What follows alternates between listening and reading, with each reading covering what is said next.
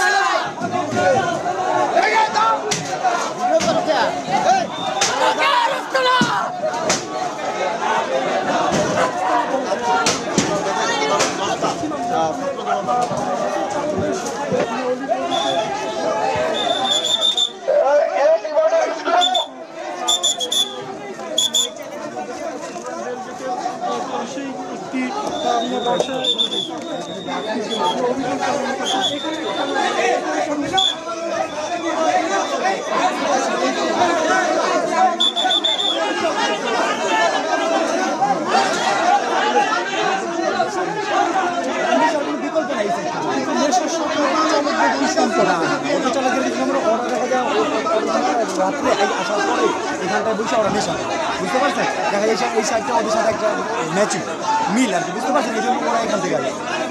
বুঝতে পারছেন বিষয়টা?